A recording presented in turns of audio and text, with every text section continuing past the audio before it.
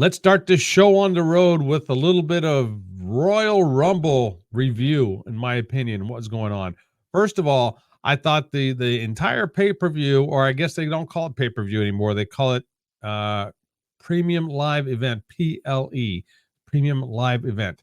I thought overall it went very well, with an exception of a few things. I thought the women's Royal Rumble was good. And I like the fact that they did not have to use any retirees bringing them back for whatever reason, because we know that the retirees are coming back. They weren't going to win anything. They were just basically to fill in some spots. We know that. So it's nice that the WWE has enough talent they can bring in from the WWE main roster and also from NXT. It is nice for them to have enough talent that they can use for the whole women's World Rumble. That's a positive. Also, is neat to see them do a cross platform, if you will, with the I do believe it was a TNA champ. I can't think of her name for the life of me, and I don't have it in front of me. But it was pretty neat to see her come in. And my word, is she built? That woman, woo! Yeah, she could be a major player in any league she's in or any company she's with. So she was fun to watch. I'm glad they brought in Jade Cargill. Um, Very impressive, and we'll say that. Very impressive what she did. Obviously, it set the stage for several of the upcoming feuds, which is a good thing, which is what the Royal Rumble is all about. They should do it like that. Obviously, if you watch the Royal Rumble, if you haven't, spoiler alert, just keep that in mind. If you watch it, obviously there's going to be a feud between Bianca Belair and Jade Cargill. I don't know if it'll be for WrestleMania or not, but it will definitely be a feud. Okay, and let's see what other feuds could be coming up from this. Becky is going to be feuding with somebody. I'm going to assume it's going to be Becky and Nia Jax. That's just my assumption. But let's hold on a second here, because the overall winner, Bayley, which hats off to Bayley, hat tip to Bayley. She deserved it. She's been doing this for a while, and looks like it appears like Bayley's going to be at least leaning towards the babyface, which I loved. Hugger Bayley. I love the original Bayley. I'm not so keen with the Bayley that she turned into, the Ding Dong Bayley, whatever you want to call it, her their show when she was the heel Bayley. And it's been for the last month or two, you can see that happening, that she's going to be ousted from the faction that she's in. It hasn't happened yet, so I could be totally wrong with this. It's totally my opinion, but in the way they being the powers that be, the way they want it to be perceived is that Bayley is going to go after Rhea Ripley's title. I don't think so.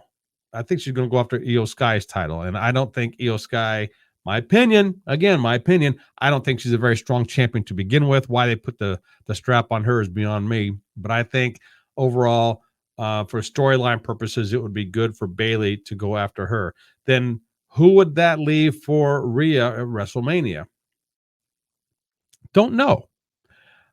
Right away, you're thinking, well, at least I'm thinking right away, it could be Becky Lynch, which I think that's been done before, but maybe not WrestleMania caliber. So that's a possibility. Nia Jax is not going to go after Rhea Ripley because they're both heels, even though people are cheering Rhea Ripley on. And Nia Jax is by far the biggest heel that they have right now, if you ask me.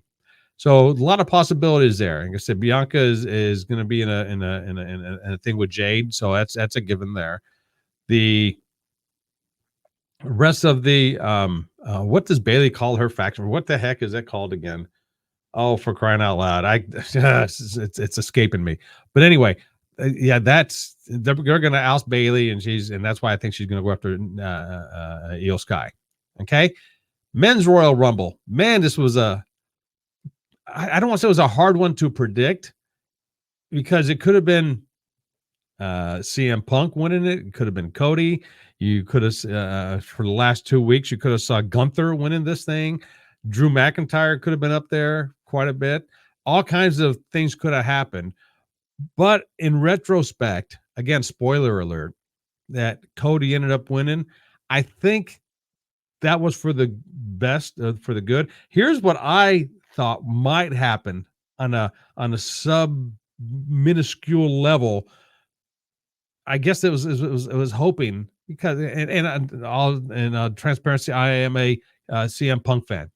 All transparency. So I was hoping CM Punk would walk away with the win. Therefore, he can challenge whoever he wanted to at WrestleMania and be the quote unquote legit main eventer for WrestleMania. But after giving it almost 24 hours, a good 18 hours of thought and slept on a little bit else, I can see why this would have been, why Cody winning might have been better in the long run. And and where am I going with this? Oh yeah, I was going to say what and I get back. I'm like 5 different thoughts going on right now. One of the things I was thinking that could have happened, and I thought this might have been really cool, have Dustin Rhodes come back, not as Goldust, but as Dustin, and be a total surprise in the Rumble. Be there, and he throws Cody out, one of the last ones, and Dustin was saying it's supposed to be my story. I'm the older brother, it's supposed to be my story type of thing. And then they feud, which would let Punk to win and go after Roman Reigns. All right. That's what, in my perfect world, that's what I was hoping would happen. Even though Dustin's with another company. Once again, this was a very, very, very long shot. I thought that might have been a good way to finish the story, so to speak, or continue the story for Cody. And it would continue the story for Punk. And then you have this, everybody has a story nowadays. So that would have left Punk to go after Roman Reigns. I don't want to see Punk going after Seth, even though it's already a built-in one. I think Punk going after Reigns would have been the best, honestly. And again, I'm a CM Punk fan. I don't think he represented well during the match. Punk, I love you, man, and I was rooting for you, but it looked like you were extremely gassed at the end. And no way I could do what you guys do, okay? No way I could do what you do. And I know you're probably a little older than most of the guys up there. And let's face it, 10 years ago, it wouldn't even have phased you, but it looked like you were winded. Something happened, and you did what you could. I think Cody did outshine you, though. All right, and then that's nothing. That's not. I'm not being negative at all. You were in there and you did great, and I think you had the loudest pop when you came out, which was great. I know I did. I jumped out of my seat when your music hit, so that was great. I don't know what's in store for you next, but I do know that because Cody won, he can finish the story, so to speak. In the back of my mind, I'm thinking, all right, Punk is such a professional, and for those of you that are saying he's not, I don't care. I don't care what you say. I think Punk is the true professional, and even though he says he's in it for the money, great, fantastic, he's in it for the business. He's in it for the business. I don't think it matters to him anymore to be the main event at WrestleMania. I think he's only saying that because that's what everybody expects him to say. And no, he's not a conformist. If everybody tells him to go right, he's going to go left. Simple as that. And that's one of the things that makes Punk who he is, which is a fantastic performer, a fantastic wrestler. He has a mind for the business, obviously. So I think he's in it for a long game. I would not be surprised if he doesn't headline WrestleMania this year, but it will be next year. We'll be headlining it. Give him a chance to build up for the next year or so. Get the ups and downs of the business, how it goes a little bit, as we as fans see it. Behind the scenes, obviously, they know a lot more. And I don't claim to know one degree of a percent of in any realm that I know that I feel like I'm better than anybody else out there. I don't know any more than anybody else out there, and I don't claim to be. I'm just saying what I saw. So I still think Punk is one of the best players in the game. Absolutely, best performers in the game. I would love for him to take on Roman, but Cody's going to go after Roman. And when you think about it, it's probably going to be the best thing for it at this point. Will Seth be ready for the Rumble? I don't know. So we'll see what happens with the Elimination Chamber coming up. The U.S. title match, KO, Kevin Owens taking on Logan Paul.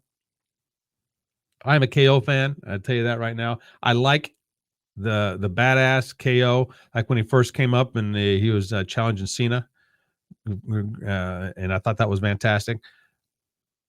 What I wish they would have done it, and at least I didn't see it. I didn't see the pop-up powerbomb. That's my favorite move. I love that. I would love him to do that on Logan Paul. But I think the way it ended with the brass knucks, I don't like the strap being on Logan Paul. I just don't. And it's nothing against Logan whatsoever. I just prefer to be on a long-term player, somebody who's been there, put in his time for a little bit, not somebody who's there to draw money, which is fantastic.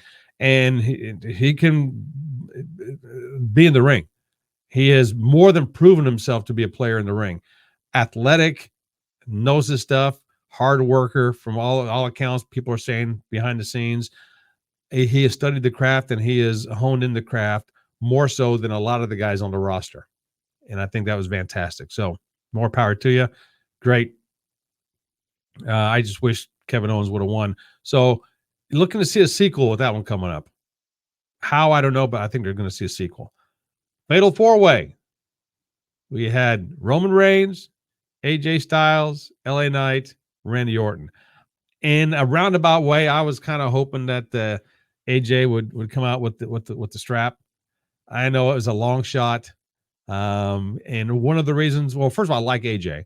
And number two, he came back from his injury and he was jacked, or he is jacked. My word, look at that physique on the man. Now, all four of these guys had unbelievable physiques. Orton, yeah, he beefed up since he left. He's always had that kind of physique. LA Knight, great physique. Roman Reigns, great physique. AJ, he was great before, but these last 2 or 3 months, I mean, he's done something. His arms got huge. His attitude's getting huge. I mean, and everything is culminating, if you will, toward Mania, and that's why I thought maybe he had the shot at it. But again, hindsight's 2020. Looking back at it, you see why the last couple of weeks, him and LA Knight are going after it. Looks like they're going to have a program for Mania, which is going to be great. And two professionals like themselves, they're going to put on one heck of a show. That's going to be one of the top matches of the weekend. So we'll see about that. Okay, so that is my review. I don't know again if what I say matters to anybody outside of me wanting to talk about it. So that is my Royal Rumble review, and I might be doing these more with the Popcorn and Whiskey channel coming up, more wrestling stuff. But that's my review for Royal Rumble. Okay, thanks.